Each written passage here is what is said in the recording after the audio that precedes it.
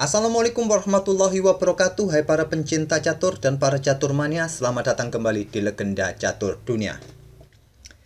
Masih kawan, kita akan mengulas satu game dari turnamen online chess.com Global Championship 2022 di babak knockout 64 besar. Tadi pagi kita sudah melihat satu game di grup F antara Anish Giri versus Zhu Wenjun.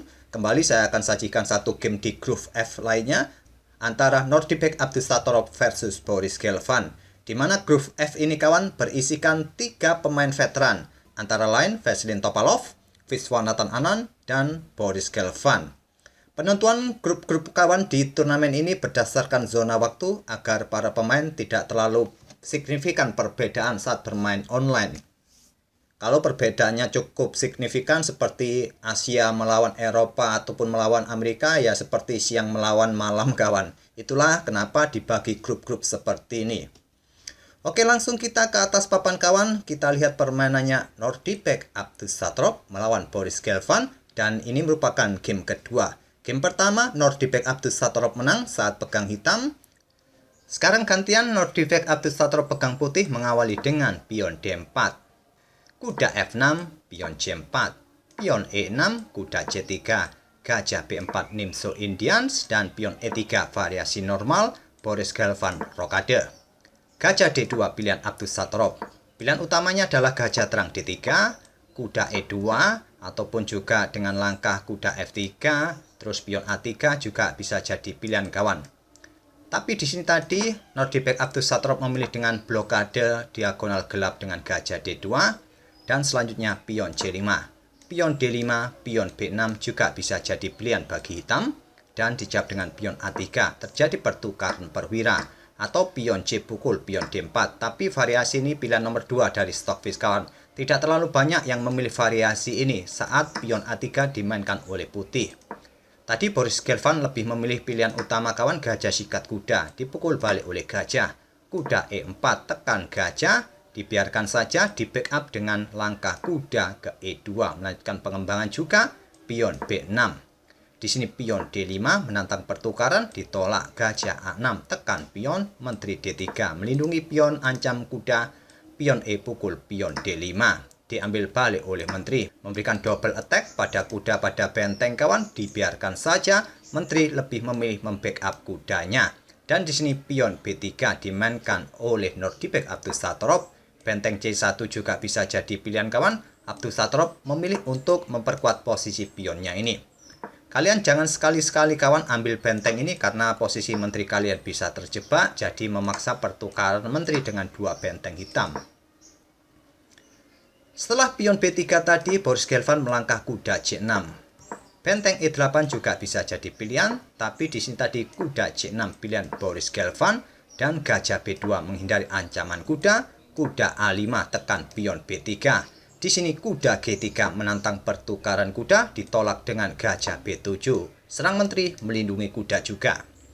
Kenapa di sini hitam tidak melakukan pertukaran kuda semacam ini kawan?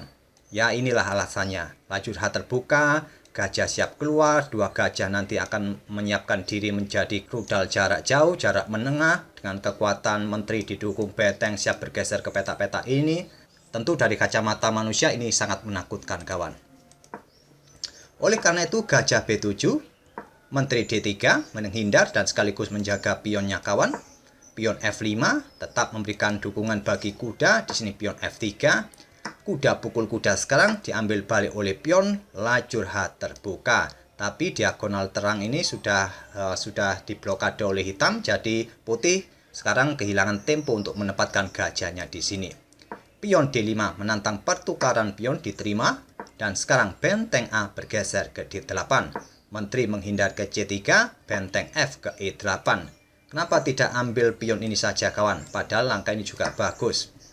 Inilah pilihan yang bagus sebetulnya, tapi benteng F ke E8 terlebih dahulu, raja naik ke F2 untuk memperkuat posisi pion E3-nya. Barulah sekarang gajah ambil pion D5. Di sini gajah B5 ancam benteng, diblokade oleh gajah menantang pertukaran, ditolak gajah mundur ke E2. Gajah kembali ke D5, tidak kembali ke sini lagi kawan, melainkan dengan pion B4. Kuda mundur ke B7, dan sekarang benteng naik ke H5. Kalian juga masih bisa mempunyai opsi melangkah seperti ini, ancam benteng. Benteng H5 ini juga tak kalah bagus, incar pion. Respon Boris Gelfand mengangkat bentengnya ke D6, bukan pilihan yang bagus. Tapi menurut Stockfish pun, kalaupun dengan langkah seperti ini ya tidak memberikan keuntungan lebih bagi hitam kawan. Benteng C8, menteri D4, mungkin sini benteng digeser lagi, persiapan discover attack, menjaga gajahnya, tapi tetap memberikan keuntungan posisi bagi putih. Karena di beberapa langkah sebelumnya, hitam banyak membuat langkah-langkah yang kurang presisi. Benteng D6 tadi dipilih oleh Boris Gelfand, di sini benteng pukul pion F5, gajah E6 serang benteng, benteng E5 mengepin gajah, pion H6 memberikan sedikit ruang bagi rajanya kawan, juga kontrol peta ini agar benteng tidak kembali ke sini nanti. Selanjutnya adalah benteng D1 menantang pertukaran benteng, ditolak menteri F7. Harapannya jika diterima seperti apa kawan? Ya nanti posisi gajah ini juga mendapatkan posisi yang ideal lagi di diagonal terang panjang ini. Tak ada masalah pun juga karena posisi hitam sudah kolaps, kalian melakukan pertukaran benteng tadi juga tak ada masalah. Di sini kawan, menteri F7 tadi oleh Boris Gelfand, dan sekarang gajah C4, langkah yang bagus kawan. Menawarkan bentengnya secara gratis ataupun gajah kawan. Tapi kalau gajah pukul gajah, benteng yang di belakang juga tewas. Kita simulasikan saja, gajah pukul gajah, benteng pukul benteng diambil oleh menteri dan skakmat. Kalaupun cuma raja ini bergeser ke sini, ya di sini benteng akan pukul benteng, dipukul balik oleh kuda. Selanjutnya menteri C2 skak. Jika diblokade oleh pion, langkah skakmat dengan benteng H8. Kalaupun diblokade oleh menteri, benteng H8 tetap. Ini akan meninggalkan menteri hitam kawan, dan hitam akan kehilangan menteri. Kalaupun kuda F5, maka benteng turun ke peta E5 kawan. Putih unggul kualitas perwira. Tentu masih bisa menang. Atau jika hitam memilih benteng pukul benteng, maka selanjutnya gajah, maksudnya benteng pukul gajah, dipukul balik oleh benteng, disikat balik oleh gajah, memberikan pressure pimpinan kawan, dan ancaman skakmat tentunya. Sulit untuk dihindari lagi ancaman skakmat. Oke, kita kembali ke langkah aslinya kawan. Jadi di sini Boris Gelfand melanjutkan dengan langkah pion C pukul pion B4, langkah bagus.